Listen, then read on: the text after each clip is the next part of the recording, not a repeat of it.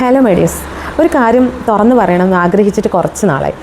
ആദ്യം വിചാരിച്ചു അതൊന്നും പറയേണ്ട ആവശ്യമില്ല, കാരണം എന്ന് വെച്ചാൽ ഇനി അത് പറഞ്ഞിട്ട് വലിയ കാര്യമൊന്നുമില്ല. പക്ഷെ പിന്നെ തോന്നി പറയണത്, കാരണം ഇനിയും ഇതുപോലത്തെ ദുരന്തങ്ങളൊക്കെ വന്നേക്കാം. അന്നേരം നമ്മളെ ഇതുപോലെ ബലിയാടാക്കാൻ പാടില്ലല്ലോ.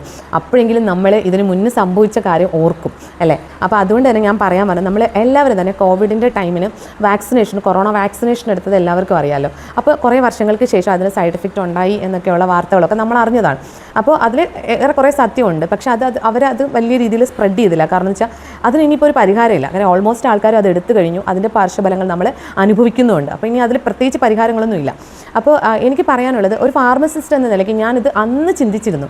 അന്നേ എനിക്ക് അറിയാമായിരുന്നു. ഞാൻ വിചാരിച്ചു ഒരു മരുന്നൊക്കെ, ഒരു വാക്സിൻ ആണെങ്കിൽ അതൊക്കെ പുറത്തിറക്കി അതിനെന്തെങ്കിലും പാർശ്വഫലങ്ങളൊക്കെ കൊണ്ടുവന്ന് വർഷങ്ങൾ പരീക്ഷിച്ചതിനൊക്കെ ശേഷമാണ് അതൊക്കെ വിപണിയിലേക്ക് ഇറങ്ങുക എന്ന് പറയുന്നത്. ഇവർ ചാടിപ്പിടിച്ച് പെട്ടെന്നൊരു വാക്സിനൊക്കെ ഇറക്കി എന്തായാലും അതിൻ്റെ പാർശ്വഫലം നമ്മൾ അനുഭവിക്കേണ്ടി വരില്ലേ എന്ന് ഞാൻ അന്ന് തിങ്ക് ചെയ്തു. അപ്പോൾ അതുകൊണ്ട് തന്നെ ഡയബറ്റിക് പേഷ്യൻ്റായ എൻ്റെ അമ്മയെടുത്ത് ഞാൻ കാല് പിടിച്ച് പറഞ്ഞു, അമ്മ എടുക്കരുത്. കാരണം അമ്മ എങ്ങും പോകണില്ലല്ലോ, വീട്ടിൽ തന്നെയല്ലേ ഇരിക്കുന്നത്. അപ്പോൾ അതുകൊണ്ട് വാക്സിനേഷൻ എടുക്കണം. നമുക്ക് പറയാൻ പറ്റത്തില്ല ഇതിന് എന്തെങ്കിലും സൈഡ് എഫക്റ്റ് ഉണ്ടോ ഇല്ലയെന്നും. അപ്പോൾ അതുകൊണ്ട് എടുക്കുക. പക്ഷേ എന്ത് ചെയ്യാം, നമുക്ക് ഭയങ്കര പേടിയായിരുന്നു. എടുത്തേ പറ്റും, ഇല്ലെങ്കിൽ വരും, അങ്ങനെയാണ് വാക്സിനേഷൻ എടുത്താൽ പിന്നെ വരില്ല എന്ന് പറഞ്ഞ് 3 ഡോസും പോയി എടുത്തു.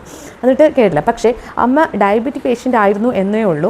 അതിൻ്റെ പേരിൽ വർഷങ്ങളായിട്ട് ഇൻസുലിൻ എടുക്കുന്നുണ്ടായിരുന്നു. അപ്പോൾ പെട്ടെന്നാണ് കിഡ്നിയൊക്കെ, അതൊക്കെ എങ്ങനെ സംഭവിച്ചെന്ന് എനിക്കറിയില്ല. ടപ്പേന്ന് 2 കിഡ്നിയും കംപ്ലീറ്റ് പോയി എന്നൊക്കെ അറിയുമ്പോൾ ഒന്ന് ആലോചിച്ചൊക്കെ. പക്ഷേ അമ്മ ഒരു കാർഡിയാക് പേഷ്യൻ്റ് അല്ലായിരുന്നു. കാര്യം അമ്മയ്ക്ക് ഹാർട്ട് സംബന്ധമായിട്ട് യാതൊരു പ്രശ്നങ്ങളും ഉണ്ടായിരുന്നില്ല. പക്ഷേ ഈ 3 ഡോസ് വാക്സിനേഷൻ എടുത്തതിന് ശേഷമാണ് അമ്മയ്ക്ക് BP ഹൈ ആവാൻ തുടങ്ങി. അവിടുന്ന് പിന്നെ ഒരു തരത്തിലും BP താഴേക്ക് വരുന്നില്ല. അപ്പോൾ അതുകൊണ്ട് തന്നെ അതും കൂടി ഹൈ ആയി കഴിഞ്ഞപ്പോൾ ഈ കിഡ്നിയുടെ പ്രവർത്തനം കംപ്ലീറ്റ് ആയിട്ട് സ്റ്റോപ്പായി.